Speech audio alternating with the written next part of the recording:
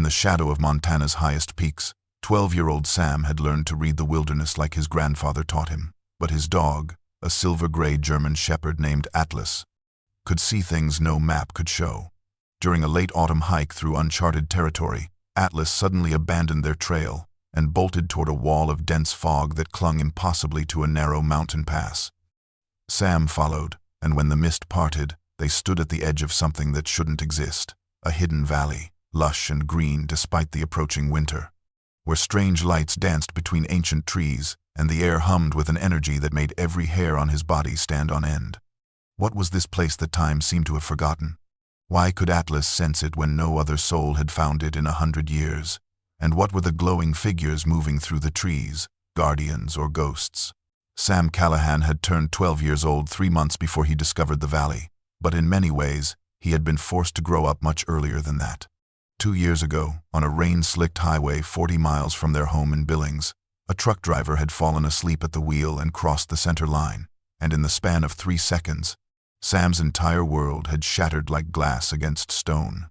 His parents, David and Ellen Callahan, were killed instantly, and Sam, who had been sleeping in the back seat, woke up in a hospital bed with his grandfather Marcus sitting beside him. The old man's weathered face carved with a grief so profound it seemed to age him a decade in a single night. Marcus Holloway was his mother's father, a man of 72 years who had spent 40 of them as a forest ranger in the Montana wilderness before retiring to a remote cabin nestled in the shadow of the Absaroka Range. He was tall and lean, his silver hair kept short and practical, his blue eyes holding the quiet wisdom of a man who had spent more time listening to the wind and the wolves than to other human beings. When Sam was released from the hospital, there was never any question of where he would go. Marcus had simply gathered the boy, what few possessions could be salvaged from his former life, and brought him home to the mountains. The cabin was small but solid, built from hand-hewn logs by Marcus's own father decades before, and it sat in a clearing surrounded by towering pines and Douglas firs, a place where the silence was so complete you could hear your own heartbeat. In those first terrible months, Sam had been a ghost, moving through the days without truly living in them, his grief a heavy stone in his chest that made even breathing feel like labor. Marcus, understanding the language of loss in a way few men could, did not push him to talk or to heal on any schedule but his own. Instead, the old man taught him the wilderness. He taught him how to read animal tracks in the soft earth, how to identify edible plants and poisonous ones, how to start a fire with flint and steel, how to navigate by the stars when the forest canopy was too thick to see the sun. He taught him the old stories too, the legends of the mountains that the indigenous peoples had told for generations before the white settlers came, stories of spirits that lived in the high places and sacred valleys that appeared only to those with pure intentions. It was 6 months after Sam came to live with him that Atlas arrived. Marcus had driven into the small town of Clearwater for supplies, and when he returned, there was a burlap sack in the bed of his pickup truck, and inside that sack was a puppy, no more than 8 weeks old, with a coat of silver-gray fur and amber eyes that seemed far too intelligent for such a young creature. The old woman who ran the general store, a mysterious figure named Ada, whom everyone said had lived in these mountains longer than anyone could remember, had pressed the puppy into Marcus's hands with a strange intensity. She had looked at him with her ancient, knowing eyes, and said only, "For the boy. He will need this one when the time comes." Marcus had asked what she meant, but Ada had simply smiled and turned away, and no amount of questioning would draw another word from her. When Marcus brought the puppy to Sam, the boy had held the small, warm bundle of fur against his chest, and for the first time since the accident, something in his eyes had flickered back to life. Sam stood at the edge of the hidden valley with Atlas pressed against his leg, both of them frozen in a moment of pure wonder and instinctual caution. The wall of fog through which they had passed still swirled behind them like a living curtain, but ahead lay a sight that defied everything Marcus had taught him about these mountains. The valley was impossibly lush, a sea of deep green that should not exist in late October when the surrounding peaks were already dusted with the first snows of approaching winter. Sam's hand found the thick fur at Atlas's neck, and he felt the dog's muscles quivering with an energy that was not fear but something closer to recognition, as if the animal understood this place in ways that Sam's human mind could not yet grasp. Together, they began their descent down a narrow game trail that switchbacked along the valley's steep inner wall, and with each step downward, Sam noticed the temperature rising in a way that seemed to have nothing to do with elevation or shelter from the wind. The air grew warmer, almost tropical, and it carried a scent that was both familiar and utterly alien, something like pine and wildflowers mixed with an underlying note of pure energy, like the smell of the air after a lightning strike, but sweeter and somehow alive. Atlas moved with complete confidence now, his silver-gray coat seeming to catch and hold the strange ambient light that filtered through the canopy, and Sam followed, trusting his companion's instincts as Marcus had taught him to trust the wisdom of animals in wild places. The trees that rose around them as they descended were unlike any Sam had encountered in his 2 years of intensive wilderness education. They were ancient beyond measure, their trunks easily 20 feet in diameter, their bark not the rough brown or gray of normal pines and firs, but something that seemed to shimmer with a faint bioluminescence, as if the trees themselves were filled with captured starlight. Sam reached out to touch one as they passed, and the bark was warm beneath his palm, pulsing with a gentle rhythm that reminded him of a heartbeat. The undergrowth was thick but not impenetrable, and everywhere he looked, Sam saw plants that seemed somehow more vibrant, more alive than they should be, their leaves an almost unnatural shade of green, their flowers blooming in defiant disregard of the season. They reached the valley floor after 20 minutes of careful descent, and Sam's boots touched ground that felt springy and vital beneath him, as if he were walking on something that was not quite earth but some living membrane. Atlas trotted ahead, his nose to the ground, leading them toward the sound of running water that Sam could hear somewhere through the dense foliage. They pushed through a final screen of ferns that stood taller than Sam's head and emerged beside a stream that made him stop and stare in complete bewilderment. The water was crystalline, so clear that he could count every pebble on its bed, but it was moving in a way that violated every law of physics he had learned in school. The stream flowed along the valley floor, following what should have been a natural course, but in places, Sam could clearly see the water flowing uphill, running against gravity as if drawn by some invisible force. He knelt beside it, cupped his hands, and brought the water to his lips. It was cold and sweet, and seemed to carry that same electric energy he had felt in the air, and the moment he swallowed, he felt it spread through his body like liquid light, chasing away the fatigue of their long hike and filling him with a vitality he had not felt since before his parents died. Atlas was already drinking deeply from the stream, and when the dog lifted his head, water dripping from his muzzle, his amber eyes seemed to glow with an inner fire. They followed the impossible stream deeper into the valley's heart, and it was Atlas who first sensed the presence of the beings, his ears swiveling forward and his body going perfectly still in the way he did when he detected something that required complete attention. Sam felt it a moment later, a tingling sensation at the base of his skull, and a sudden awareness that they were no longer alone, that something vast and ancient had turned its attention toward them with the weight of mountains. The glowing figures emerged from between the trees, not walking but seeming to materialize from the very air itself, and up close they were even more extraordinary than they had appeared from the valley's edge. They were humanoid in the most basic sense, possessing the general shape of head, torso, and limbs, but they had no features that Sam could distinguish, no eyes or mouth or nose, just smooth surfaces of pure luminescence that shifted through colors he had no names for, hues that seemed to exist somewhere between gold and silver and the pale blue of glacier ice. There were 5 of them that Sam could see, though he had the distinct impression that more waited in the shadows of the ancient trees, watching with whatever senses these beings possessed. Atlas did not growl or show any sign of fear, instead moving forward with his tail held in a position of respect and curiosity. And Sam understood in that moment that his dog could perceive these entities in ways his human senses could not, that Atlas existed on some threshold between the physical world and whatever realm these guardians inhabited. The nearest being drifted closer, and Sam felt his heart hammering against his ribs, not from fear but from an overwhelming sense of significance, the feeling that he stood at a crossroads of destiny that would define the rest of his life. The being stopped perhaps 10 feet away, and then something happened that Sam would never be able to adequately explain to another living soul. There were no words, no sounds at all, but suddenly his mind was flooded with emotions and images that were not his own, flowing into his consciousness like water poured into a vessel. He felt welcome, profound and unconditional, the sense that he had been expected, that his arrival was part of some pattern woven into the fabric of time itself. He saw flashes of the valley's history, brief glimpses of centuries passing like pages flipping in a book too vast to fully comprehend. He saw indigenous peoples, men and women in traditional dress, kneeling before the great tree he had not yet seen, offering prayers and gifts. He saw the valley in different seasons and different eras, always hidden, always protected. A sanctuary where the natural world's life force gathered and concentrated like water, finding the lowest point in a landscape. He understood, without knowing how he understood, that this place was ancient beyond human reckoning, that it had existed here long before the first humans walked these mountains, and that it would endure long after the last human was forgotten. He saw that the valley was alive in a way that transcended normal definitions of life, that it possessed something like consciousness or awareness, and that these beings of light were not separate entities but extensions of the valley itself, guardians born from its energy and purpose. Atlas moved closer to Sam, pressing his solid warmth against the boy's leg, and Sam realized that the dog was acting as an anchor, keeping him grounded in his physical body, while his mind touched something vast and unknowable.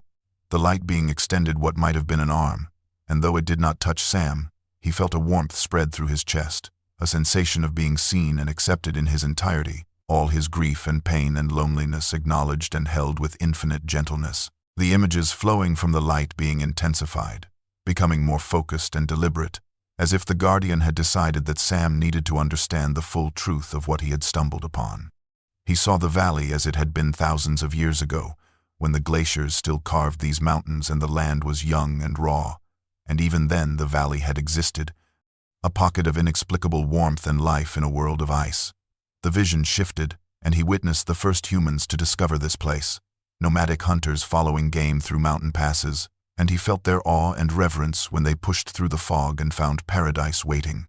These ancient peoples understood what Sam was only beginning to grasp, that this was not merely a sheltered microclimate or a geological anomaly, but something fundamentally different, a place where the boundary between the physical and spiritual worlds grew thin, where the Earth's life force, the energy that animated all living things, pooled and concentrated like light focused through a lens.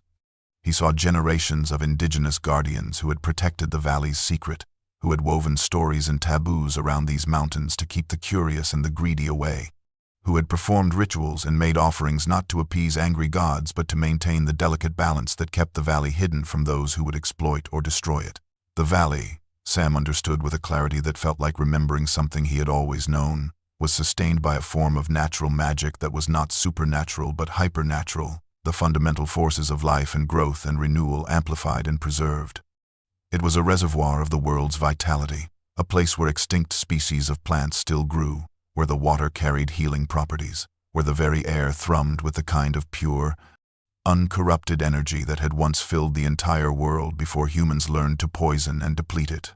The light being showed him why the valley remained hidden, revealing the intricate web of protection that surrounded it. The fog was not random but a manifestation of the valley's defense, a barrier that responded to intention rather than physical force. Those who approached with greed, with thoughts of exploitation or personal gain, would find the fog impenetrable, would wander in circles until they gave up or were gently turned away by subtle influences on their perception and direction. But those who came with pure hearts, with reverence and respect, might be granted passage, though even then it was rare, a privilege extended perhaps once in a generation. Sam saw brief flashes of others who had been allowed to enter over the centuries, always individuals who had been broken by life and needed healing, or who possessed some quality that marked them as potential guardians.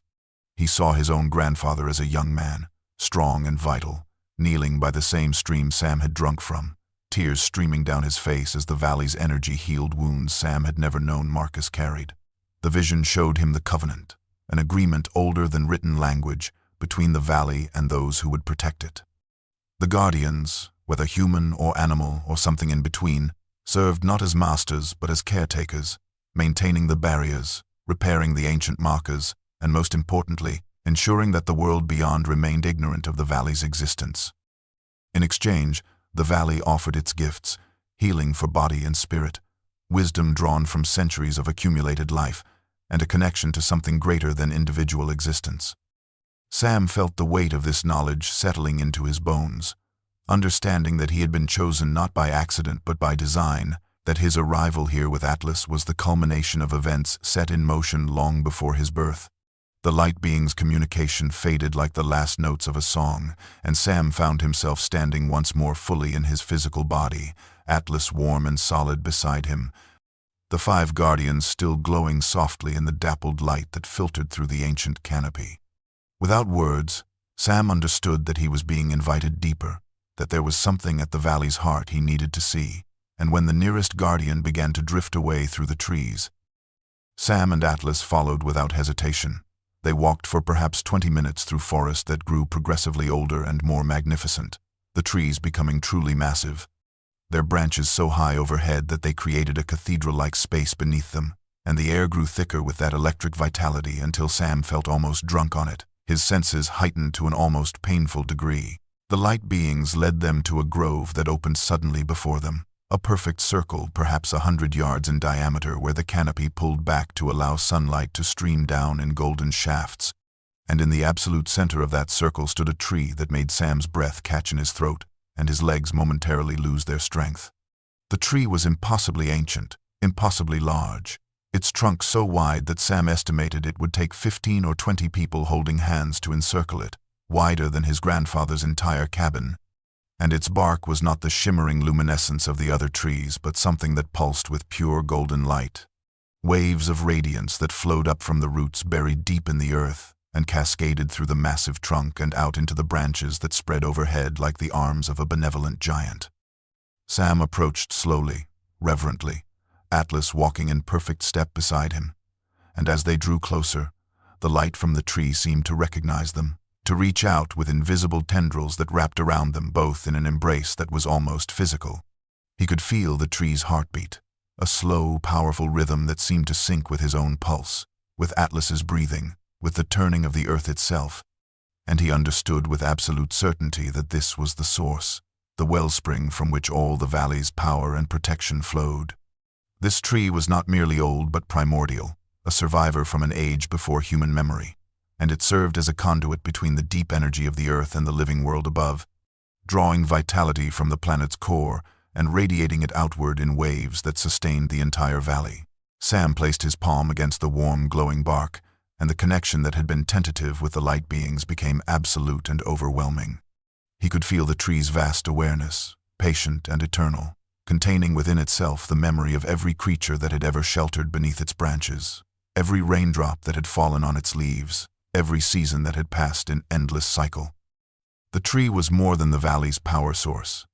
It was the valley's consciousness, its living heart, and the guardians of light were its eyes and voice and hands in the world.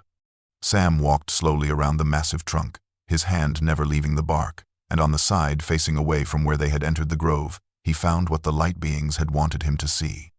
Carved deep into the tree's bark, so old that the edges had smoothed and the wood had partially healed around them, were symbols that Sam recognized from his great-great-grandmother's journal, the one Marcus had shown him on quiet evenings by the cabin's fire.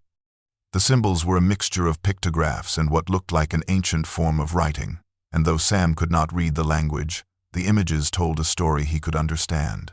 A tree, a valley, guardians standing watch, and below that, a scene of destruction, fire and darkness consuming everything, with a single figure standing between the chaos and the sacred grove. Sam stood before the carved warnings until the light in the grove began to shift, the golden radiance of the great tree taking on the amber tones of late afternoon, and he realized with a start that hours had passed in what felt like mere minutes, that the sun was already descending toward the western peaks, and he needed to return home before Marcus began to worry. Atlas seemed to sense his thoughts, nudging Sam's hand with his wet nose and looking toward the path they had taken into the grove, and Sam took one last long look at the massive tree, committing every detail to memory, feeling an unexpected reluctance to leave this place that had somehow become more real to him than the ordinary world beyond the fog. The light beings did not follow them as they retraced their steps through the ancient forest, but Sam felt their awareness tracking his progress, a gentle presence in the back of his mind that suggested he would be welcome to return, that this was not goodbye but merely a parting until next time. The climb back up the valley's steep inner wall was more difficult than the descent had been, his legs burning with fatigue as he hauled himself up the switchbacks. But Atlas bounded ahead with seemingly limitless energy, the dog's silver-gray coat practically glowing in the fading light, and twice the shepherd stopped to look back at Sam with what could only be described as encouragement. When they finally pushed back through the wall of fog, the temperature dropped so suddenly that Sam gasped, the chill of late October reasserting itself after hours in the valley's tropical warmth, and he realized he was sweating despite the cold, his flannel shirt damp against his back. The sun was indeed low on the horizon, painting the ordinary forest in shades of orange and purple, and Sam oriented himself by the distant peak he had used as a landmark earlier, beginning the long hike back toward home. His mind churned as he walked, trying to process everything he had experienced, the impossibility of it warring with the absolute certainty that it had been real, that he had not imagined or dreamed any of it. He reached the cabin just as true dusk was settling over the clearing, wood smoke rising from the chimney and the warm glow of lantern light visible through the windows, and Marcus was on the porch waiting for him, the old man's weathered face showing concern that shifted to relief when he saw Sam emerge from the tree line. Sam climbed the porch steps with Atlas at his heels, and Marcus studied him with the keen observation of a man who had spent a lifetime reading subtle signs in nature and in people, his blue eyes taking in details that Sam had not even noticed about himself. Marcus said nothing at first, simply gestured for Sam to come inside where dinner was waiting, but as Sam moved past him toward the door, the old man's hand shot out and caught his shoulder, stopping him. Marcus plucked something from Sam's flannel shirt, holding it up to the lantern light, and Sam's heart sank as he recognized what his grandfather held. A single long needle from one of the ancient trees in the valley, its surface still carrying that faint shimmer of bioluminescence even in the ordinary world. Marcus turned the needle over in his calloused fingers, his expression unreadable, then looked at Sam with an intensity that made the boy feel suddenly transparent, as if his grandfather could see straight through to all the secrets he was trying to keep. "Where exactly did you go today, Sam?" Marcus asked, his voice quiet but carrying an undercurrent of something that might have been concern, or might have been something else entirely. Sam opened his mouth to answer, to deflect with some casual lie about exploring new trails.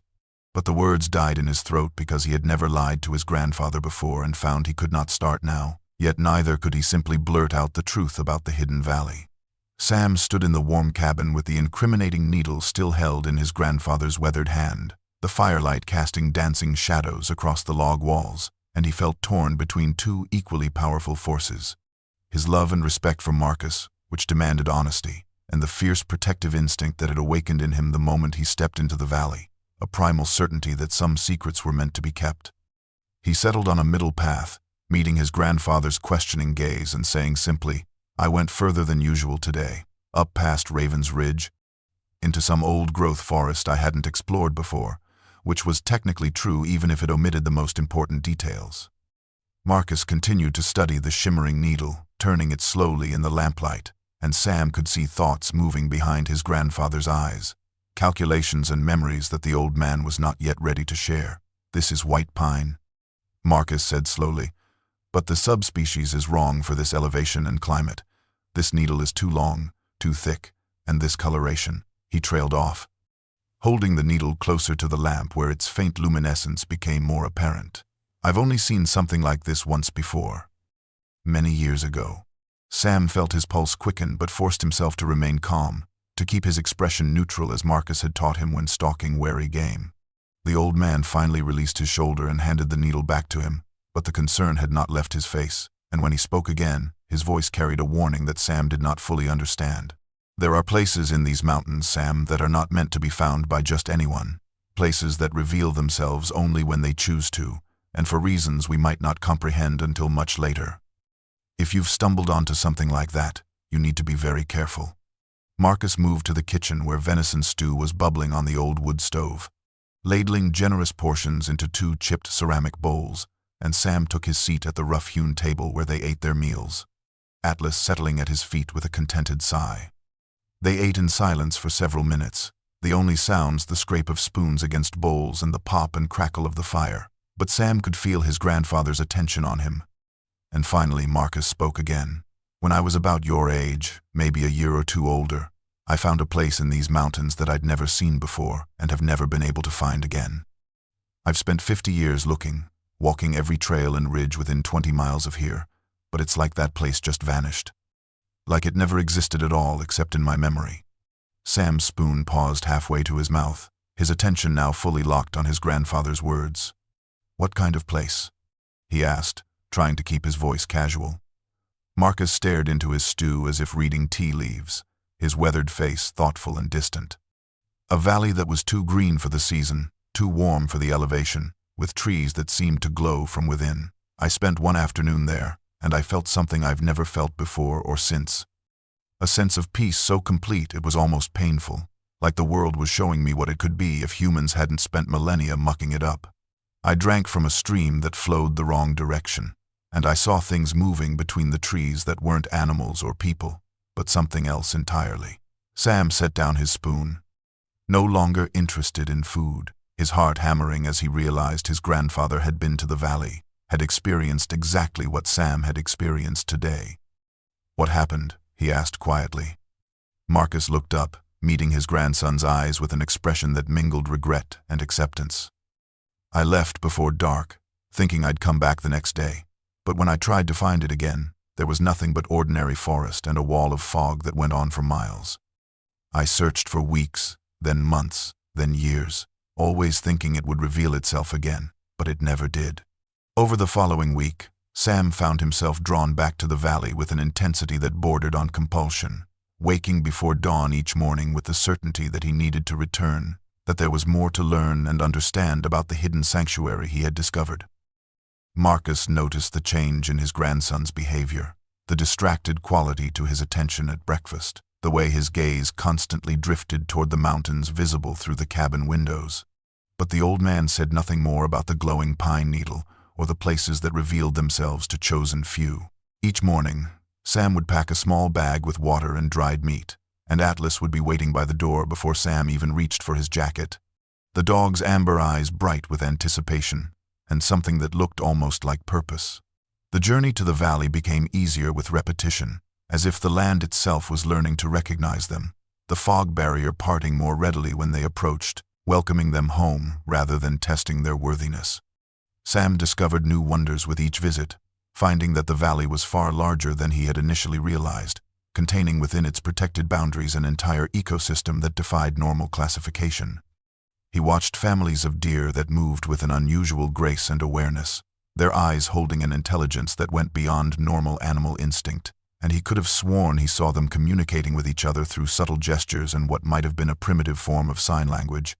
A doe touching her fawn's shoulder in a specific pattern that made the young deer change direction instantly. The birds in the valley sang in harmonies too complex for their species, creating symphonies that seemed to carry meaning beyond simple territorial calls or mating songs. Sam found groves where the plants responded to his presence, their leaves turning toward him when he approached and their flowers opening wider as if greeting a friend. And when he experimentally reached out to touch a fern, its fronds began to glow with a soft blue-green light that pulsed in rhythm with his heartbeat. The light beings appeared less frequently now, but Sam could always sense their presence in the background, watching and approving as he explored their domain with the reverence it deserved. Atlas thrived in the valley in ways that went beyond normal canine health and vitality. With each visit, the dog seemed to grow stronger, his movements more fluid and powerful, his senses sharpening to supernatural degrees. His silver-gray coat, which had always been striking, began to take on a subtle luminescence similar to the ancient trees, and in certain lights, Sam could see faint patterns moving through the fur like auroras rippling across a northern sky. The dog's amber eyes grew brighter, more knowing, and Sam increasingly had the sense that Atlas understood human speech perfectly, that the barrier between human and animal consciousness was growing thinner for his companion. On the 5th day, Sam found a meadow he had not seen before, a perfect circle of wildflowers that bloomed in defiant disregard of the season, their colors so vivid they almost hurt to look at. And when he and Atlas walked into the center of that meadow, the flowers began to chime like bells, each blossom producing a different note until the entire meadow was singing around them in a harmony that brought tears to Sam's eyes for reasons he could not articulate. He lay in the grass with Atlas beside him, staring up at the impossibly blue sky visible through the gap in the canopy, and felt the overwhelming sense of peace his grandfather had described. A rightness so profound it made the grief he had carried for 2 years feel less like a permanent wound and more like a scar that would eventually fade. The morning Marcus announced they needed to drive into Clearwater for supplies, Sam felt an unexpected reluctance to leave the mountains even for a few hours. as if the valley had begun to exert a gentle gravitational pull on his spirit that made the ordinary world feel somehow less substantial, less real. The town of Clearwater was small, barely 300 residents, a collection of weathered buildings clustered along a single main street with the Rockies rising dramatically in all directions, a place where everyone knew everyone else's business and strangers were noticed immediately. Marcus drove his old pickup truck down the winding mountain roads with the easy confidence of a man who had navigated these paths for decades, and Sam sat in the passenger seat with Atlas between them, watching the landscape shift from pristine wilderness to the scattered marks of human habitation. They parked in front of Ada's General Store, the same establishment where Marcus had received the puppy Atlas 2 years before, though the old woman herself was rarely seen anymore, leaving the day-to-day operations to her grandson Thomas, a quiet man in his 30s who had inherited his grandmother's mysterious air without her unsettling intensity. The store smelled of coffee and sawdust and the accumulated scent of 100 different products packed onto shelves that reached from floor to ceiling, and Marcus moved through the narrow aisles with a list in hand, gathering flour and coffee and the other staples of their simple mountain existence. Sam wandered toward the back of the store where a bulletin board displayed local notices and announcements, and it was there that he heard the voices, 2 men talking in low tones near the hardware section, their conversation carrying clearly in the store's confined space. "I'm telling you, Crane's not taking no for an answer," the first voice said, belonging to a rancher named Hendricks whom Sam recognized from previous trips to town. "She came to my place yesterday with papers already drawn up, offering triple what my land is worth for mineral survey rights. When I refused, she got this look in her eyes, cold as winter, and said I should think carefully about my decision because opportunities like this don't come twice." The second voice belonged to someone Sam did not recognize, younger and more uncertain. "What kind of minerals are they looking for? I heard someone say rare earth elements, the kind they use in computers and phones. Stuff that's worth more per ounce than gold," Hendricks grunted. "That's what they claim, but the survey equipment they're using is strange, not like any mining operation I've seen before. They've got these trucks with satellite dishes and ground-penetrating radar, and I've seen their computers showing energy readings, heat signatures coming from deep in the mountains. My nephew works for the county, and he said Apex Resources has been filing requests for survey permits on damn near every piece of land within 30 miles of here. Public and private." Sam felt his stomach clench, an instinctive protective alarm triggering in his chest, and he eased closer to the hardware section, pretending to examine a display of hand tools while listening intently. "You hear about what happened to the Morrison place?" the younger voice asked.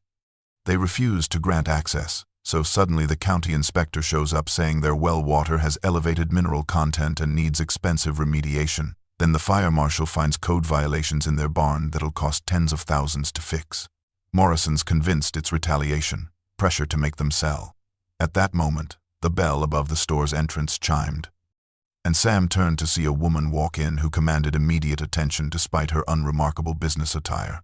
She was perhaps 40 years old, with dark hair pulled back in a severe bun, sharp features that might have been beautiful if they held any warmth, and eyes that were a pale gray color that reminded Sam of winter ice over deep water. She wore an expensive jacket over pressed slacks and carried herself with the absolute confidence of someone accustomed to getting exactly what she wanted, and when Thomas approached to ask if he could help her, she dismissed him with a gesture so casual it bordered on contemptuous. That evening, after they had returned from town and put away the supplies, after Sam had fed Atlas and helped Marcus prepare a simple dinner of fried potatoes and eggs, the old man finally broke the careful silence that had existed between them all week. They sat in the cabin's main room, the fire burning low in the stone hearth, and Marcus leaned back in his worn armchair with a heaviness that suggested he had been wrestling with what he was about to say, that the decision to speak had not come easily. "I know you've been going back there, Sam," Marcus said quietly, his blue eyes reflecting the firelight as he watched his grandson's reaction.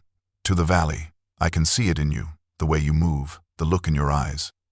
You're carrying something now, a knowledge or a burden, or maybe both, and I recognize it because I carried the same thing once, or tried to, until the valley decided I wasn't meant to be its keeper." Sam felt his defenses rising, the urge to deny or deflect, but Marcus raised a hand to forestall any protest. "I'm not angry, and I'm not going to try to stop you, but you need to understand what you've gotten yourself into, what that place is, and what it asks of those it chooses. The old man stood and walked to a wooden chest in the corner of the room, one that Sam had never seen opened, and from its depths Marcus pulled a leather-bound journal wrapped in oilcloth. He returned to his chair and opened the journal carefully, its pages yellowed and brittle with age, and Sam could see handwriting in a flowing script that belonged to another era. This belonged to your great-great-grandmother, Sarah Holloway, born Sarah Redwing before she married into our family. She was Salish, daughter of a medicine woman, and she knew these mountains in ways that white settlers never could and never will. Marcus turned pages until he found what he was looking for, then began to read aloud. The valley is called the heart of the mountain in the old tongue, a place where the earth's spirit pools and gathers, where the boundary between the world of flesh and the world of energy grows thin as morning mist. It has existed since before the first people walked these lands, and it will exist long after the last person is dust. The valley chooses its guardians according to laws we cannot fully understand, but always they are souls who have been broken and remade, who understand loss and still choose to protect rather than destroy. The guardians serve not with dominion but with devotion, and in return the valley offers healing and purpose, but also binding. Once you accept the valley's call, you can never truly leave, not in your heart. You become part of it as it becomes part of you, and you will feel its joy and its pain as your own. Marcus closed the journal and looked at Sam with an expression of mingled concern and acceptance. I found the valley when I was 14, a year after my own father died in a logging accident. I spent one perfect afternoon there, and I thought I had found paradise, a place where I could escape the grief that was eating me alive. But when I tried to return, it was gone, and I realize now that the valley was showing me something, giving me a glimpse of what could be, but it wasn't calling me to serve as guardian. I wasn't the one it was waiting for. He leaned forward, his weathered hands clasped together. The stories Sarah wrote about say that the valley vanishes from those whose hearts carry greed or the desire to possess, that it will only reveal itself to those who approach with reverence and humility. That's why I could never find it again, Sam. I wanted it too much, wanted to own that feeling of peace instead of simply accepting it as a gift. But you've been back multiple times, which means the valley has accepted you in a way it never accepted me. Sam felt the weight of his grandfather's words settling over him like a physical thing. What does it mean? He asked quietly. What does the valley want from me? Marcus shook his head slowly. That's something only you and the valley can determine together, but I'll tell you this. There are forces in this world that would destroy that place if they knew it existed. People who see the earth only as a resource to be extracted and exploited. The valley has remained hidden for centuries because of guardians who understood that some things are worth protecting even at great personal cost. Marcus stood and moved to the window, looking out at the dark mountains silhouetted against the star-filled sky. And when he spoke again, his voice carried the weight of difficult memories. Back in 1987, a logging company called Cascade Timber bought up most of the land rights in this region, planning a massive, clear-cut operation that would have stripped these mountains bare from Clearwater all the way to the national forest boundary. They had all the permits, all the legal documentation, and they came in with crews and equipment worth millions of dollars, ready to turn ancient forest into board feet and profit margins. Sam listened intently, Atlas's warm weight pressed against his leg, and he could sense that his grandfather was building toward something important, a piece of history that connected directly to the valley and its secrets. The operation started in May of that year, and within 2 weeks, strange things began happening. Their chainsaws would seize up for no mechanical reason, even brand new equipment fresh from the factory. Workers started getting sick, nothing serious enough to hospitalize them but debilitating nonetheless, waves of nausea and vertigo that would hit an entire crew at once and then vanish as soon as they left the worksite. Heavy machinery would malfunction, hydraulic lines bursting and electrical systems failing despite being maintained by the best mechanics money could hire. Marcus turned from the window to face Sam directly. But the truly strange incidents were the ones the workers reported to each other in whispers, things they wouldn't put in official reports for fear of being thought crazy. Men saw lights moving through the forest at night, not like flashlights or campfires, but orbs of luminescence that seemed to watch them from the darkness. They heard voices calling their names from deep in the woods, sometimes in languages they didn't recognize but understood anyway, warnings telling them to leave while they still could. One foreman claimed he was walking a survey line when he found himself completely disoriented, walking in circles for 6 hours despite having a compass and GPS, and when he finally stumbled back to the logging road, He discovered all his equipment had been carefully arranged in a circle, like some kind of deliberate message. Sam felt a chill run down his spine, recognizing in his grandfather's story the protective power of the valley, its ability to defend itself without overt violence, turning the land itself into a subtle but implacable force against those who threatened it. The breaking point came after 3 months when a supervisor decided to ignore all the warnings and push deeper into the mountains, into areas that hadn't been surveyed yet. His crew set up camp in a clearing and planned to start cutting the next morning, but during the night, every single man in that camp experienced the same vivid nightmare, a vision of the forest burning, of the earth cracking open and swallowing them whole, of their children and grandchildren living in a dead wasteland because of what they had done. They woke up screaming, all 27 of them, at exactly the same moment, and by sunrise they had packed up and walked off the job, refusing to come back no matter how much money they were offered. Marcus returned to his chair, settling into it with a sigh. Cascade Timber tried to hire new crews, but word had spread through the logging community that these mountains were cursed, that something ancient and angry lived in these forests and didn't want to be disturbed. Within 6 months, the company had burned through its entire budget with almost nothing to show for it, and they abandoned the operation, selling the land rights for pennies on the dollar to the federal government, who incorporated it into the national forest. The official explanation was that the terrain was too difficult and the timber quality too variable to make it economically viable. But everyone who had been there knew the truth. They had been driven out by something that didn't want them there. Sam returned to the valley the next morning with a new weight of understanding pressing on his heart. Marcus's stories and his great-great-grandmother's journal giving context to experiences that had felt dreamlike and disconnected from reality.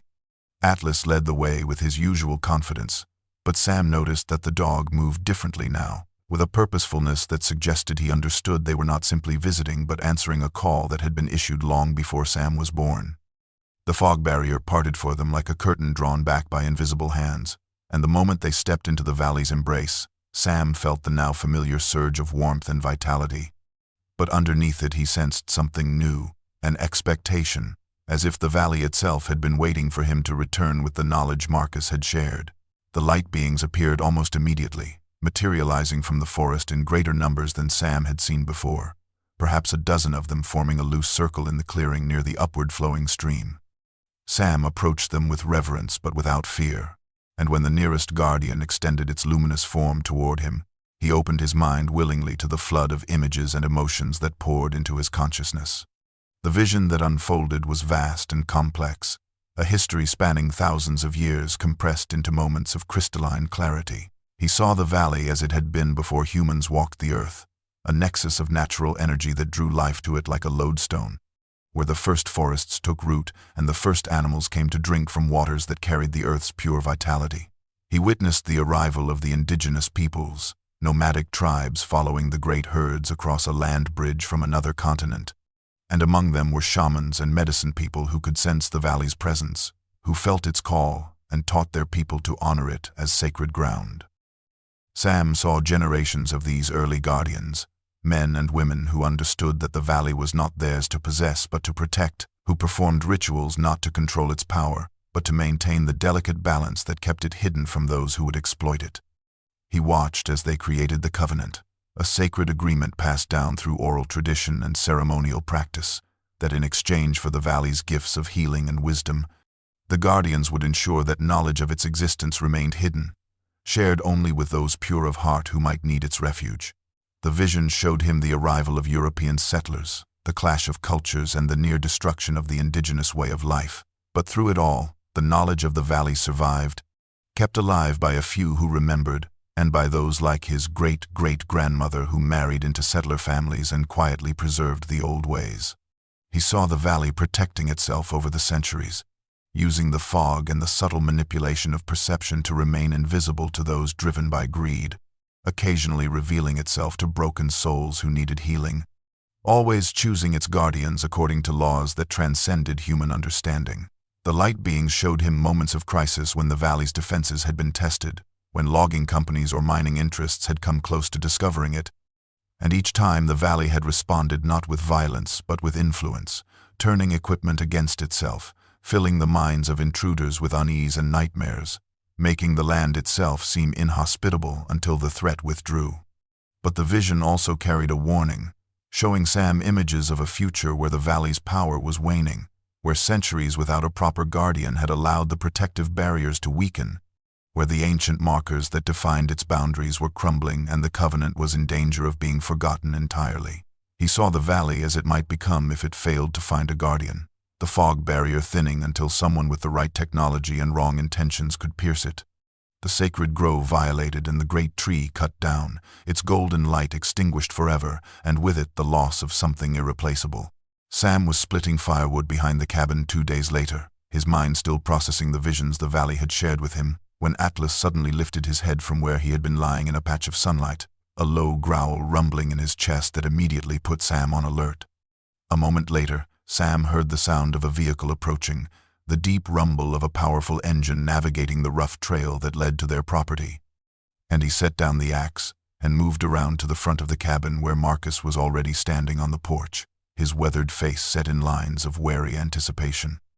The vehicle that emerged from the tree line was a black luxury SUV, completely out of place in this wilderness setting, its pristine paint job and chrome accents, speaking of wealth and urban comfort rather than practical mountain transportation. It pulled to a stop in the clearing before the cabin, and Victoria Crane stepped out, the same cold-eyed woman Sam had seen in the general store, now dressed in expensive outdoor wear that looked like it had never been exposed to actual wilderness. She approached the porch with a confident smile that did not reach her eyes, carrying a leather portfolio under one arm, and when she spoke, her voice was smooth and professional, the tone of someone accustomed to negotiating deals and getting her way. "Mr. Holloway, I'm Victoria Crane, Regional Director for Apex Resources. I apologize for dropping by unannounced, but I was in the area and thought I'd introduce myself and discuss a business opportunity that I think you'll find very interesting." Marcus remained where he was, not inviting her up onto the porch, his arms crossed over his chest in a posture that communicated skepticism without saying a word. "I'm listening," he said simply. Crane opened her portfolio and extracted several documents, holding them up where Marcus could see the official letterhead and dense legal text. "Apex Resources is conducting mineral surveys throughout this region, and our preliminary satellite data indicates your property and the surrounding national forest land may sit above significant deposits of rare earth elements, specifically neodymium and praseodymium, which are essential for modern technology and currently in short supply. We're prepared to offer you $50,000 for a 5-year mineral survey lease, which would give us the right to conduct exploratory assessments on your land with minimal environmental impact." Sam watched his grandfather's face remain impassive, but he could see the slight tightening around Marcus's eyes that indicated the old man's mind was working rapidly, calculating angles and recognizing threats. "And if you find these minerals you're looking for, then what?" Marcus asked. Crane's smile widened fractionally. "Then we would negotiate a separate extraction contract that would be worth substantially more, easily 6 figures, possibly 7 depending on the deposit size and accessibility. This is a chance for you to benefit from land that's currently generating no income, Mr. Holloway. Most of your neighbors have already signed survey agreements, and those who haven't are seriously considering it."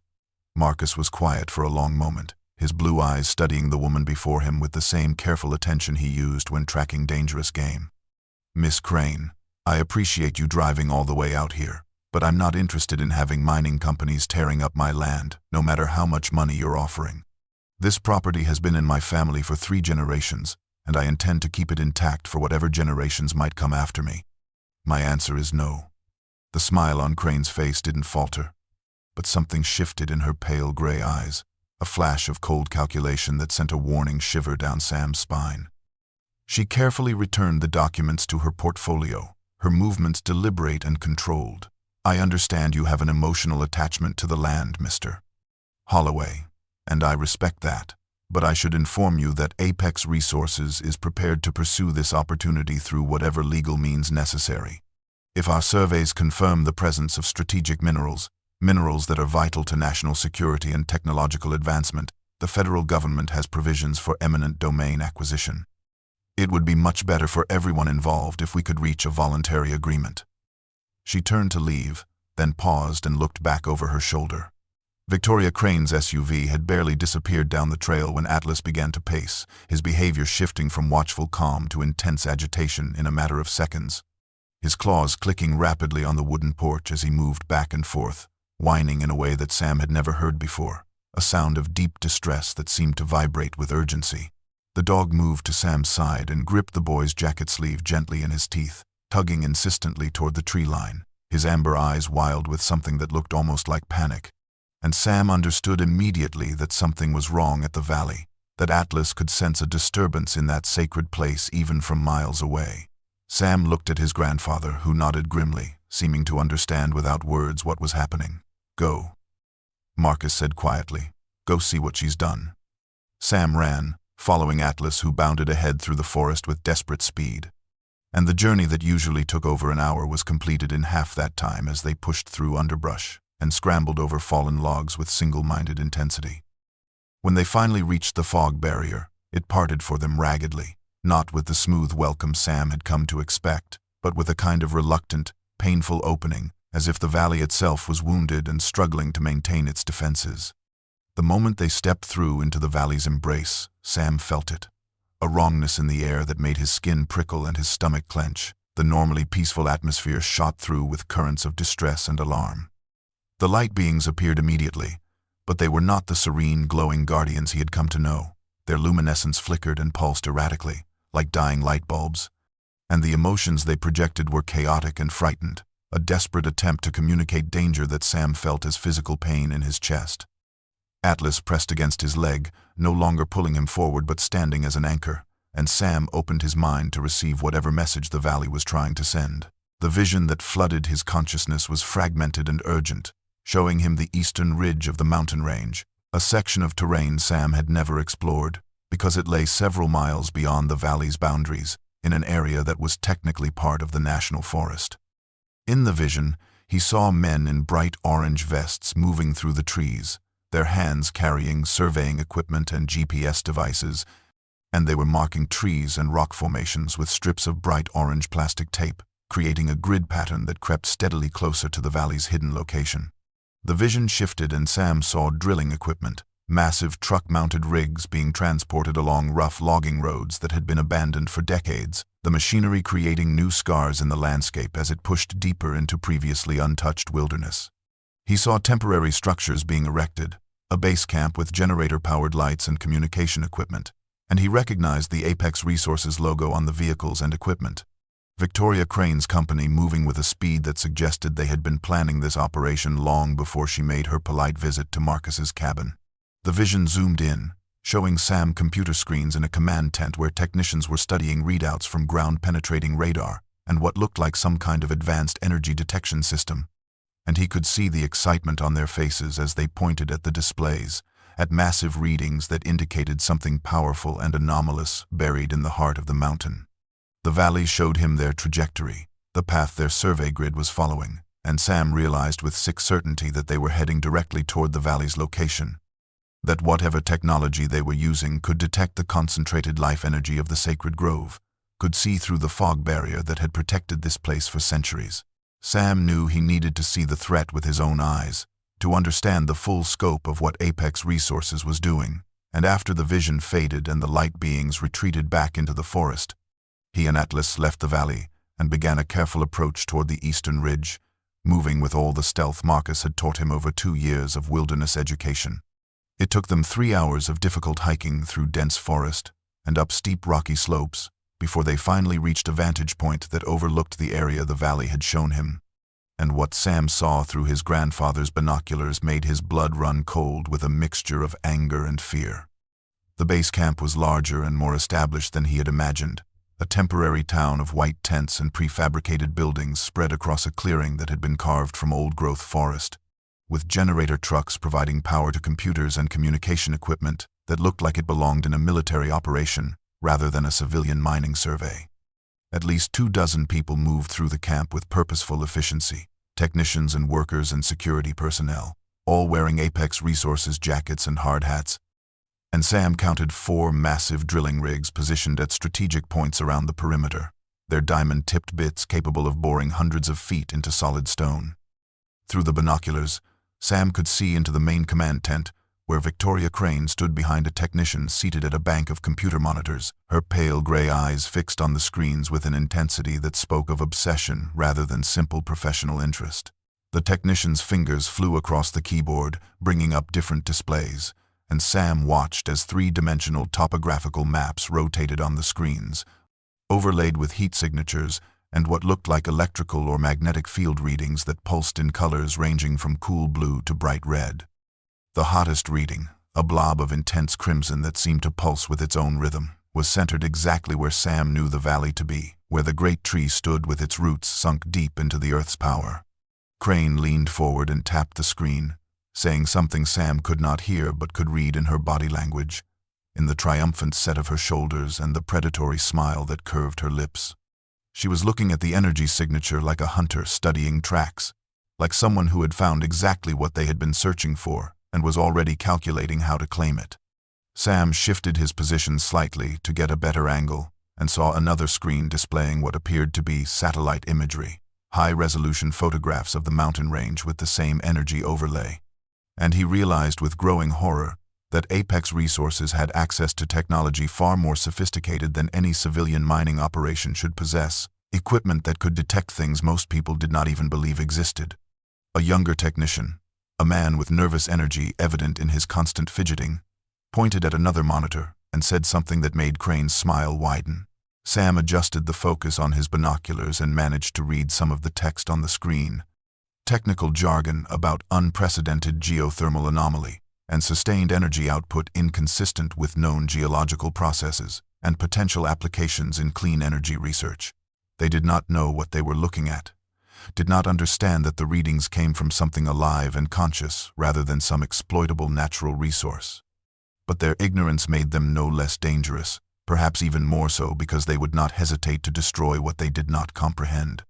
Sam watched as Crane gave orders, pointing at a map and tracing a route with her finger, and he saw workers begin to mobilize, loading equipment onto all-terrain vehicles and checking supplies, preparing for what looked like a major push deeper into the mountains. The survey grid the valley had shown him was not just exploratory. It was the first phase of a methodical approach that would eventually lead them directly to the fog barrier, and once they arrived with their technology and their determination, Sam was not certain the valley's ancient defenses would be enough to turn them away. Sam returned to the cabin as the sun was setting, his mind churning with the knowledge of the imminent threat, and he found Marcus waiting for him on the porch, the old man's weathered face grave with understanding even before Sam spoke a word. They went inside where Marcus had laid out something on the kitchen table, an object Sam had never seen before, a leather-bound journal similar to the one his grandfather had shown him days earlier but older, its cover darkened with age and its pages brittle as autumn leaves. Marcus gestured for Sam to sit, and when they were both settled with mugs of hot coffee, the old man pushed the journal across the table.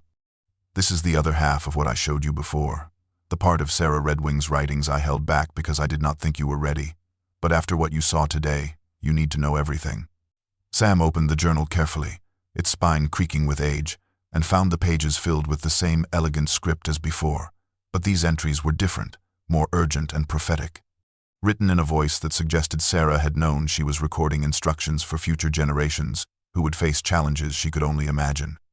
Marcus leaned forward and turned to a specific page, one marked with a strip of faded cloth, and began to read aloud when Sam's eyes struggled with the old-fashioned handwriting.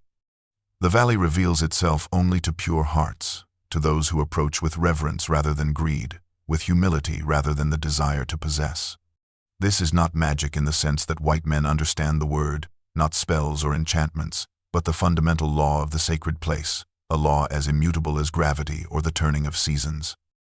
Those who come seeking to take, to own, to exploit, will find only fog and confusion, will wander lost until they abandon their quest, or are gently turned away by the land itself." Marcus paused, looking up at Sam to ensure he understood, then continued, "The valley will defend itself against those who threaten it, using the fog as its shield and the subtle manipulation of perception as its sword. But this defense comes at a cost. Each time the valley must actively repel an intruder. It expends energy that should be used to sustain the life within its boundaries, to feed the great tree, and maintain the barriers that keep it hidden. If the threats become too frequent, too aggressive, the valley will weaken like a body fighting too many infections at once, and eventually its defenses will fail. Sam felt his throat tighten as his grandfather turned to another page, where a hand-drawn map occupied the entire spread. A detailed representation of the mountain range with the valley marked at its center and symbols drawn around its perimeter, markers that Sam now recognized as the ancient stones he had seen during his explorations. Sarah's handwriting surrounded the map with notes and warnings. A guardian must always stand watch, not as master but as servant, not with dominion, but with devotion. The guardian's role is to maintain the physical markers that anchor the valley's protection, to repair the stones when weather erodes them, to renew the covenant through ritual and intention. Without a guardian, the markers crumble, the covenant weakens, and the valley becomes vulnerable to those who would destroy it. The valley will endure for a time without its keeper, drawing on reserves of power accumulated over centuries. But like a fire without fuel, it will eventually consume itself and fade from the world, leaving only ordinary forest where once magic dwelled. Marcus closed the journal and met Sam's eyes with an intensity that made the boy straighten in his chair. Sarah wrote these words knowing they would be read by someone facing exactly what you are facing now, a threat that the valley cannot turn away with subtle influence alone.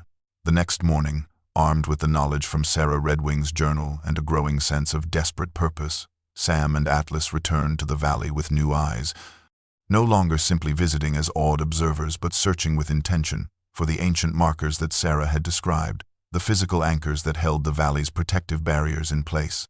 The light beings appeared as they entered through the fog, but instead of their usual serene drifting, they moved with purpose, beckoning Sam and Atlas to follow them away from the central grove and toward the valley's perimeter, to places Sam had not yet explored in his previous visits. The guardians led them to the first marker, a standing stone, perhaps 4 feet tall, that rose from the forest floor like a gray finger pointing at the sky. And as Sam approached it, he could see the carvings that covered its surface, symbols similar to those he had seen on the great tree, but weathered by centuries of exposure to wind and rain until they were barely more than suggestions of their former clarity. He placed his hand on the stone and felt a faint pulse of energy, weak and irregular like a failing heartbeat. And he understood with sudden clarity that this marker was dying, its power draining away after decades, or perhaps centuries, without a guardian to renew it. Atlas circled the stone, sniffing intently, and then the dog began to dig at its base, his powerful paws sending dirt flying until he exposed the foundation where the stone was embedded in the earth. And Sam could see that the ground itself had shifted, that frost heaves and erosion had loosened the marker's grip on the land, that it stood at a slight angle now rather than the true vertical it must have maintained when first placed. The light beings projected images into Sam's mind, showing him how the marker should look, how a guardian would approach it with offerings of water from the sacred stream and touch the symbols while speaking words of renewal, not in any modern language but in the old tongue that Sarah Redwing had written about.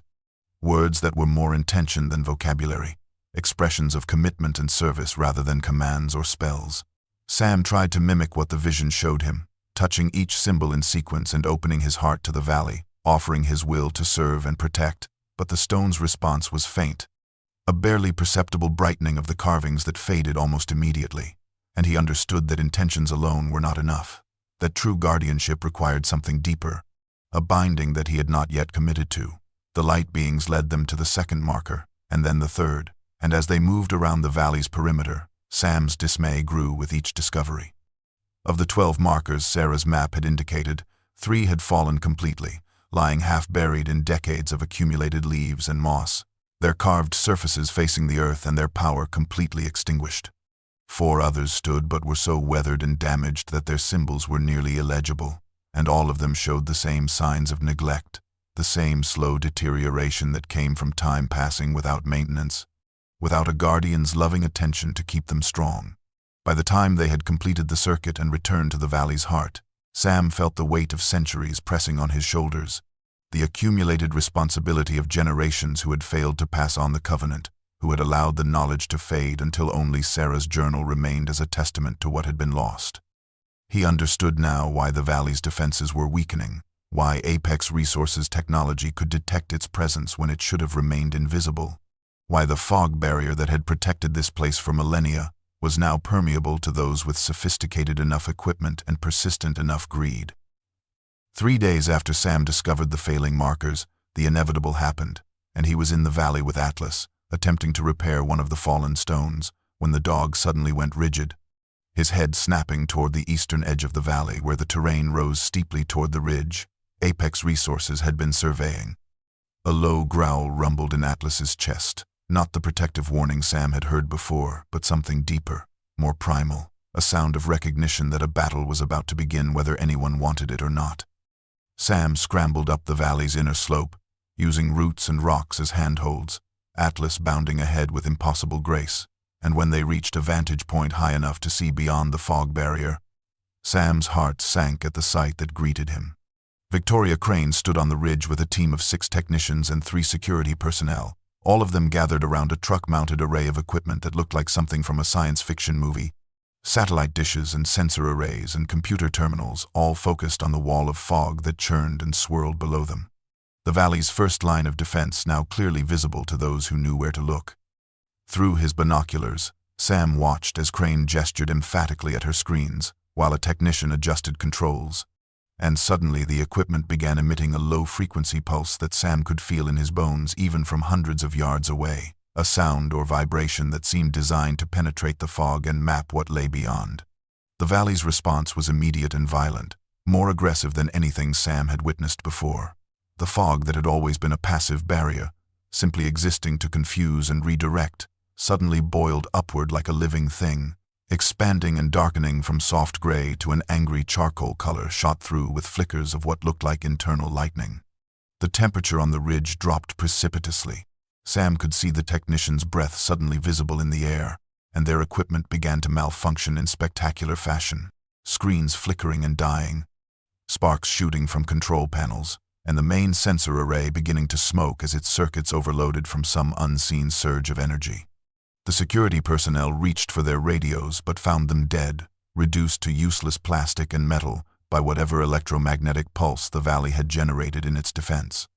Crane stumbled backward, her face twisted with shock and something that might have been fear, as the dark fog reached toward them like grasping fingers, and Sam saw one of the younger technicians turn and run, scrambling down the slope in blind panic.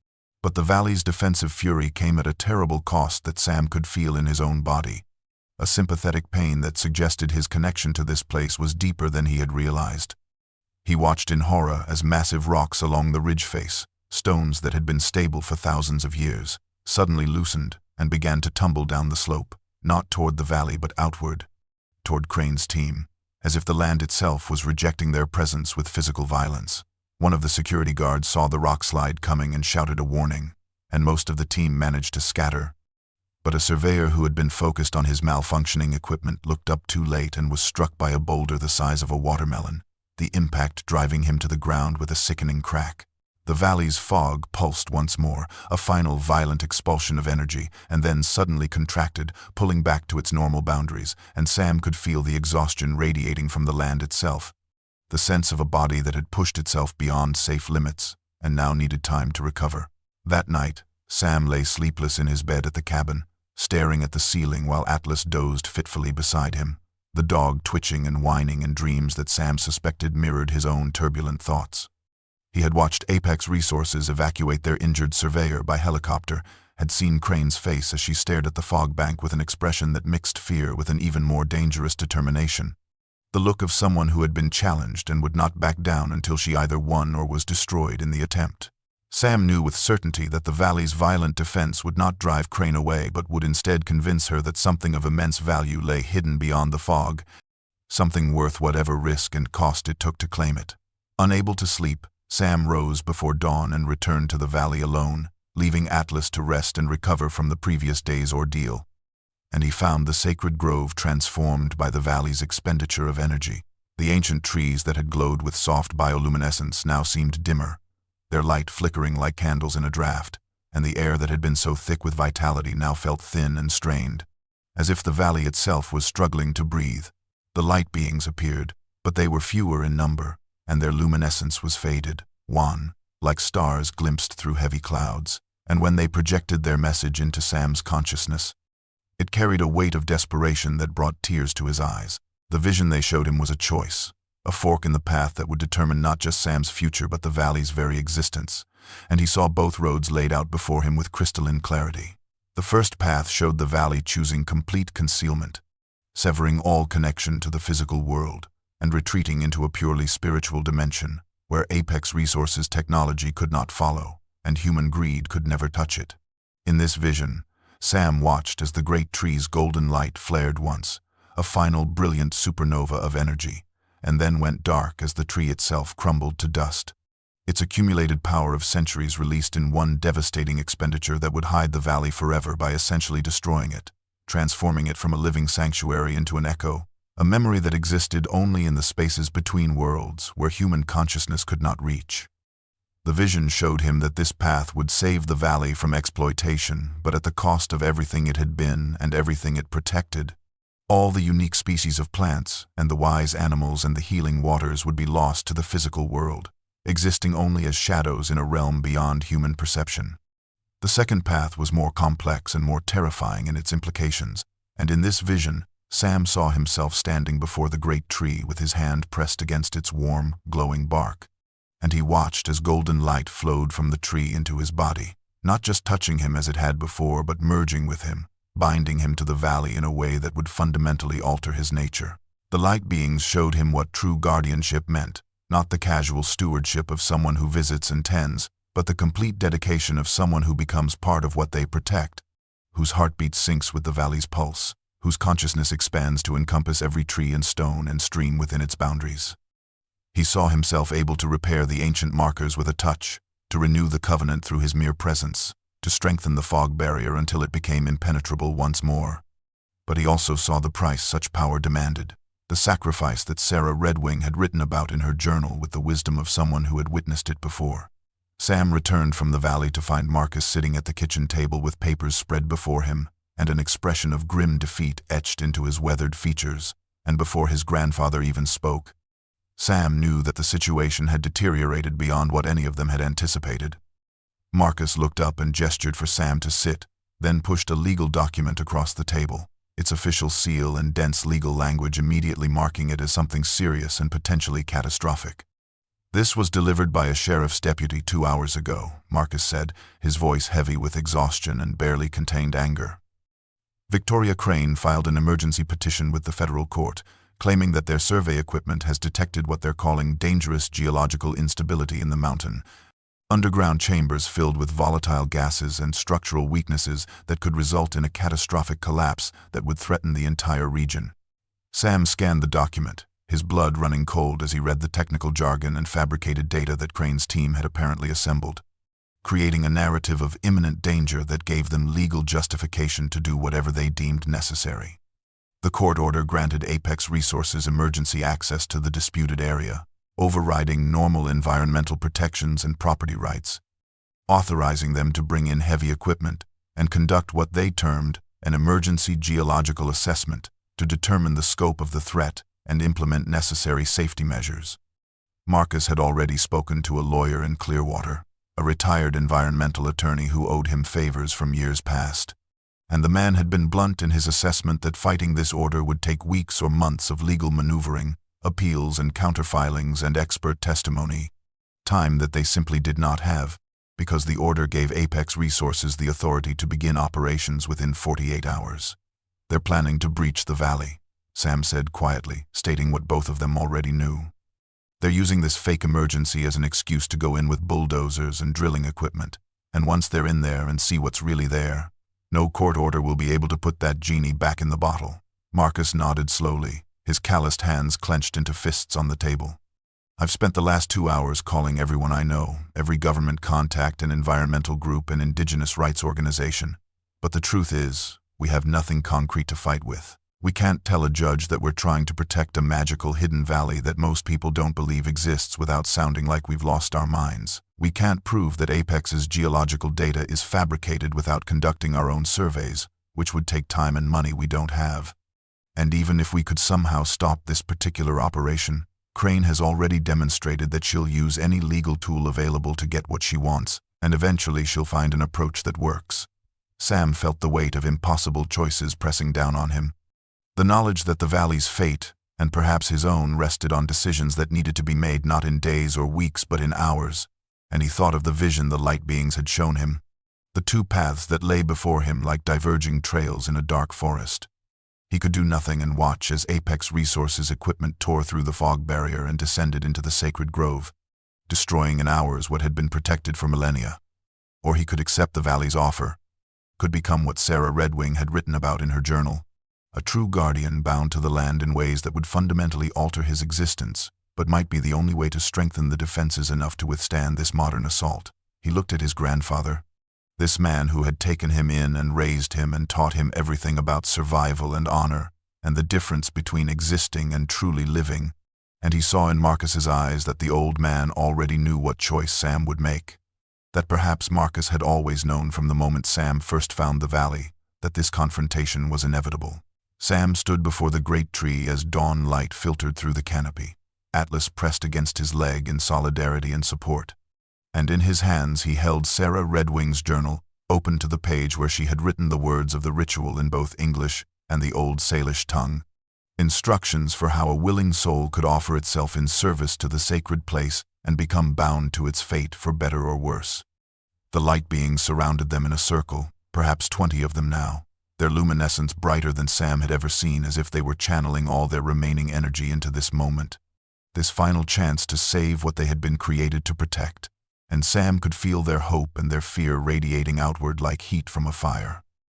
He had not told Marcus where he was going when he left the cabin before sunrise, had only embraced his grandfather and whispered that he loved him and that everything would be all right. And the old man had held him tight and nodded with tears in his eyes, understanding that Sam was walking a path Marcus himself had not been chosen to walk decades before. Following the journal's instructions, Sam had brought offerings gathered from the valley itself. Water from the upward-flowing stream carried in a clay cup he had formed from the bank and fired in the cabin's wood stove, flowers from the singing meadow still humming faintly even after being picked, and a handful of soil taken from the base of one of the fallen markers he had tried and failed to repair with intention alone.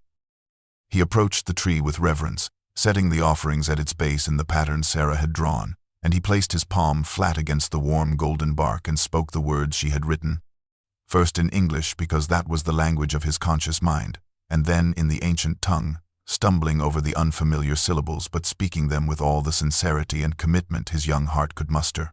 I offer myself not as master but as servant, not with dominion but with devotion. I give my strength to sustain this place, my awareness to guard its boundaries, my life to preserve what must not be lost. Let my roots grow deep with yours. Let my breath synchronize with the wind through your branches. Let my heartbeat merge with the pulse of the earth beneath us. I accept the binding. I accept the responsibility. I accept the cost, whatever it may be. Because some things are worth more than individual freedom. Some legacies demand sacrifice. And I choose to stand watch as those before me have stood, as those after me will stand, an unbroken chain of guardians protecting what cannot protect itself.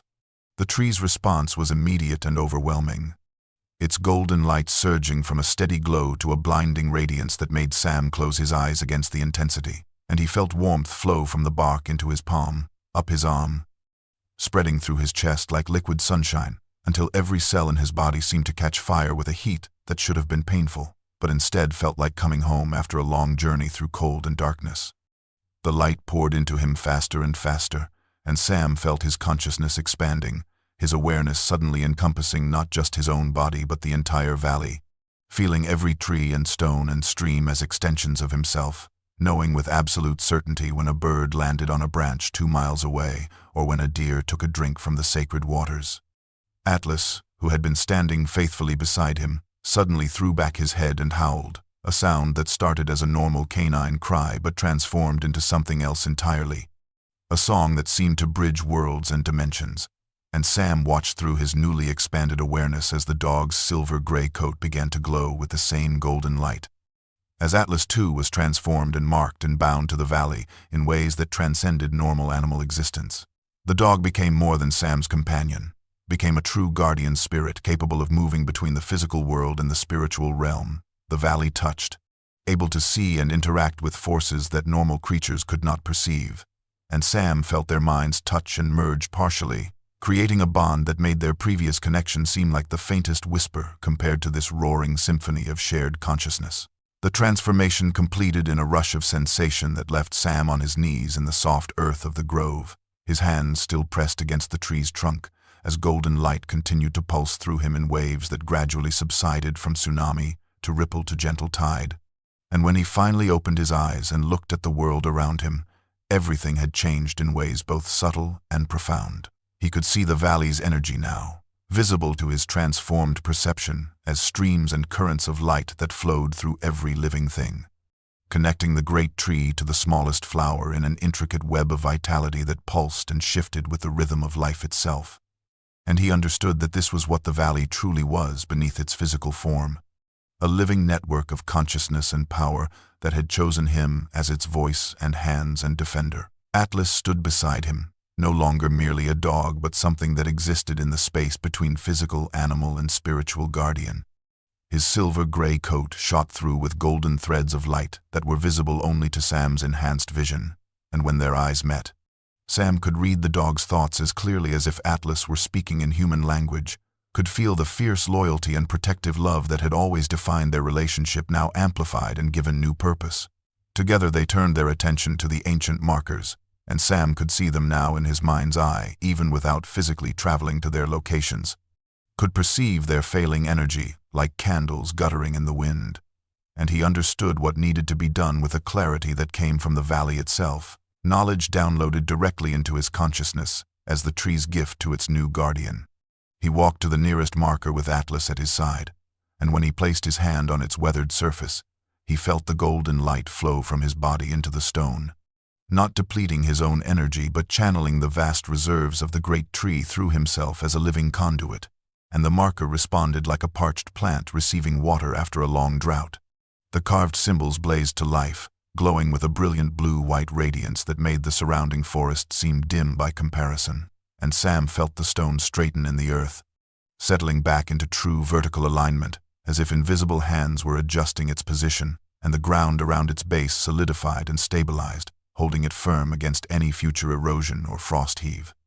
He moved to the next marker, and then the next, Atlas running ahead to guide him along the most efficient path, and each stone awakened under his touch, their ancient purposes renewed and their connection to the valley's protective network restored and strengthened beyond what they had been even in their earliest days. The fallen markers proved more challenging, requiring Sam to lift them from where they had lain for decades, but he found that his body now possessed strength far beyond what any 12-year-old should have, the valley lending him its power when needed, and with Atlas's help, he raised each fallen stone and set it back in its proper position, where it sank into the earth as if the ground itself welcomed its return. By the time they had completed the circuit of all 12 markers, the sun was high overhead, and Sam felt no fatigue despite the hours of work, felt instead energized and whole in a way he had never experienced before, and he could see the difference his efforts had made, could perceive the fog barrier strengthening and solidifying, no longer a mere curtain of mist but a wall of energy that responded to his will and would bend or hold firm as needed to protect the valley from any threat. He stood at the valley's center and reached out with his expanded awareness, feeling the boundaries like his own skin, sensing every rock and tree and stream as part of a body he now shared, and he extended his consciousness beyond the fog to touch the world outside, searching for the approaching threat he knew was coming. Victoria Crane arrived at the edge of the fog bank 2 days later, leading a convoy of vehicles that would have seemed more appropriate for a military operation than a geological survey. Bulldozers and drilling rigs and heavy trucks carrying equipment whose purpose Sam could only guess at from his vantage point within the valley where he stood with Atlas at his side, both of them calm and ready for whatever was about to unfold. Through his enhanced awareness, Sam could perceive Crane's determination as a palpable force, could sense the mixture of greed and obsession that drove her forward, even though her team members radiated uncertainty and fear, their instincts warning them that something about this place was fundamentally wrong, even if they could not articulate exactly what troubled them. Crane barked orders and technicians scrambled to set up their equipment, assembling what looked like a portable version of the sensor array they had used before. And Sam watched through the fog as they aimed their instruments at the barrier and began their attempt to penetrate it with technology and force of will. The fog did not boil or rage as it had during their previous encounter, did not lash out with violent defense or summon rock slides to drive them back, but instead simply existed with a quiet, absolute solidity that defied every attempt to breach or analyze it. The technicians stared at their screens in confusion and growing frustration, as their ground-penetrating radar showed nothing but solid granite where the fog hung, as their thermal sensors detected no anomalies, as their electromagnetic field detectors remained stubbornly silent, registering no energy signature at all in a location where they had previously recorded readings that had excited them beyond measure. Sam could feel their technology sliding off the fog barrier like water off oiled leather, could sense how the valley's renewed defenses simply refused to acknowledge their instruments, creating an absence so complete that from Apex Resources' perspective, it was as if the valley had never existed, as if their previous readings had been equipment malfunctions or mass hallucination. Crane herself tried to enter the fog on foot, her pale gray eyes blazing with determination as she took 3 steps into the swirling mist. But to Sam's enhanced perception, he could see her trajectory bending without her awareness, her internal sense of direction subtly manipulated so that her straight-line walk became a gentle curve that brought her back out of the fog 50 yards from where she had entered, convinced that she had walked straight through but finding only normal forest on the other side. Her team tried using GPS coordinates to navigate through the fog, programming waypoints into their handheld devices, and following the digital arrows with absolute faith in their technology. But the valley bent space itself around them, made distances meaningless and directions relative, so that men who walked for what they believed was an hour in a straight line would emerge from the fog mere minutes later and only a few hundred yards from where they started, exhausted and disoriented and unable to explain what had happened. The bulldozers fared no better when Crane ordered them to simply push through the fog and clear a path with brute mechanical force, their massive blades finding purchase on nothing, pushing against resistance that felt exactly like solid mountain stone, their engines straining and smoking as they attempted to move the immovable, until their operators shut down the equipment in frustration and confusion, reporting that according to all their instruments they were pushing against a cliff face that their eyes told them was not there. Sam stood within the heart of the valley and directed its defenses with the gentle precision of a conductor leading an orchestra, never attacking, never causing harm, but simply ensuring that the fog remained impenetrable, that the valley remained hidden, that those who sought to exploit this sacred place found nothing but their own failure reflected back at them in ways they could neither understand nor overcome. The siege, if it could be called that, lasted for 5 days before Apex Resources finally withdrew, and Sam watched through his connection to the valley as Victoria Crane's determination gradually transformed into frustrated rage and then into something that looked almost like fear, her pale gray eyes showing confusion that bordered on panic as her entire operation fell apart around her despite every advantage of technology and legal authority that should have made success inevitable. The cost of maintaining the heavy equipment and paying dozens of workers to accomplish nothing drained Apex's budget at a rate that made even their corporate backers begin asking difficult questions, and when Crane filed reports claiming that the geological anomalies they had detected had somehow vanished or had never existed in the first place, her superiors responded with skepticism that quickly turned into accusations of incompetence or fraud. Sam could sense the phone calls and arguments even from within the valley, could feel the growing pressure on Crane from multiple directions as environmental groups who had gotten wind of the operation filed lawsuits challenging the emergency access order, as Marcus's lawyer somehow found witnesses willing to testify that Apex had a history of manufacturing crises to gain access to protected lands, as the injured surveyor from the rockslide hired his own attorney and started making noise about unsafe working conditions. On the 5th morning, Crane stood at the edge of the fog bank one final time, and Sam extended his consciousness to brush against hers, not to attack or manipulate, but simply to let her feel for one brief moment the vast, ancient awareness that protected this place, to give her a glimpse of what she had been attempting to violate. And he saw her stumble backward with shock and something that might have been understanding, flickering across her face before she mastered herself and turned away. The convoy departed slowly, leaving behind tire tracks and disturbed earth that would heal within a season, and Crane paused at the last moment to look back at the mountains with an expression that mixed defeat with a strange kind of relief, as if some part of her was glad to have failed, glad to have encountered something that could not be bought or bulldozed or bent to corporate will. Sam returned to the cabin that evening as the sun was setting, walking the familiar trail with Atlas at his side, and he found Marcus waiting on the porch just as he had been on that first day when Sam had returned from discovering the valley. But everything was different now, and the old man could see the changes in his grandson, even if he could not fully articulate what had transformed. Sam's eyes, which had always been a clear blue like his grandfather's, now held flecks of gold that seemed to catch and hold the light.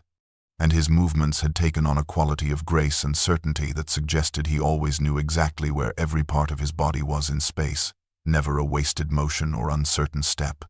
Marcus embraced him tightly, and Sam felt his grandfather's profound relief mixed with a sorrow that confused him until he realized that Marcus was mourning the childhood Sam had sacrificed, the normal life he would never have, even as he was proud beyond measure of the choice his grandson had made. They sat together on the porch steps as darkness fell and stars emerged in the clear mountain sky, and Marcus asked quietly, "Was it worth it?"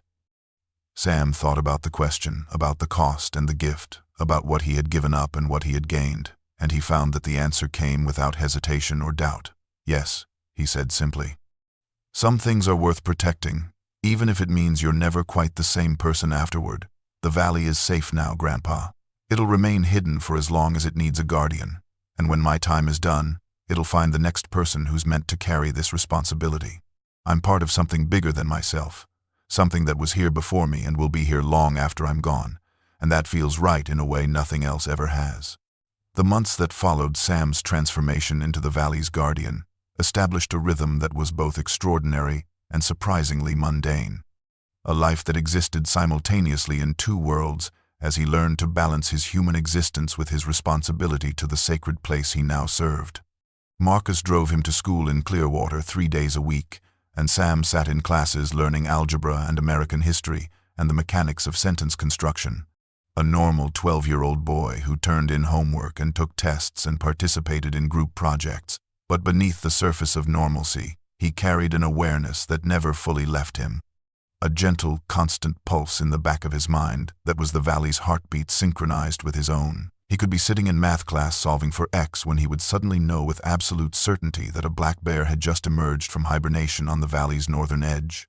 Could be eating lunch in the cafeteria when he would feel a ripple of joy that translated to a doe giving birth beside the sacred stream. Could be walking home from the school bus when a thread of concern would tug at his consciousness, and he would know that one of the ancient markers needed attention. A responsibility he would fulfill that evening with Atlas at his side. The dog, his eternal companion and fellow guardian, remained with him always, and to anyone who did not know their secret, Atlas simply appeared to be an unusually well-trained and intelligent German shepherd. But Sam could see the truth in the way other animals reacted to them, how deer would approach without fear, and birds would land on Atlas's back as if he were simply another feature of the landscape. How the dog could disappear into shadows in ways that defied physical laws and reappear moments later on the other side of a clearing, moving between the physical and spiritual realms, with an ease that marked him as something more than any ordinary creature.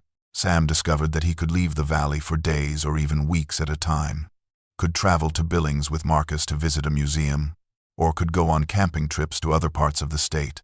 But no matter how far he wandered, he felt the valley's presence like a compass needle pointing home, a gentle but persistent pull that reminded him of his commitment and his purpose. He aged normally, grew taller and stronger, went through the awkward phases of adolescence that all children endure. But those who knew him well, like Marcus and Ada at the general store and a few perceptive teachers at school, noticed that there was something old in his eyes, a depth of understanding that should not exist in someone so young, as if he contained within himself not just his own experiences but the accumulated wisdom of centuries of guardians who had come before. Atlas aged more slowly than a normal dog should, his silver-gray coat remaining thick and lustrous without the deterioration that typically came with the passing years. And when Sam turned 16 and then 18 and graduated high school, the dog still moved with the vitality of youth, bound to the valley's timeless nature in ways that defied normal biological processes. Marcus grew older as all humans must, his silver hair turning white and his weathered face gaining new lines, but he seemed content in a way Sam had never seen before, as if knowing that the valley was protected and that his grandson had found purpose had given him peace after decades of quiet regret over his own inability to answer the call when he was young. On warm summer evenings, Sam would sit on the cabin porch with his grandfather and Atlas, watching the sunset paint the mountains in shades of gold and purple, and Marcus would sometimes ask about the valley, careful questions about whether the markers were holding strong, whether the barriers remained secure, whether Sam had any regrets about the path he had chosen. Sam's answer was always the same: spoken with the quiet certainty of someone who had found their place in the world and knew with bone-deep conviction that they were exactly where they were meant to be, doing exactly what they were meant to do, part of an unbroken chain of guardians stretching back into prehistory and forward into an unknowable future, protecting something precious and irreplaceable simply because it was worth protecting, because some legacies demanded sacrifice, and because in the end, standing watch over a hidden valley where magic still dwelled in the space between worlds was not a burden but a privilege, a gift that he would one day pass to another pure heart when the time came, just as it had been passed to him.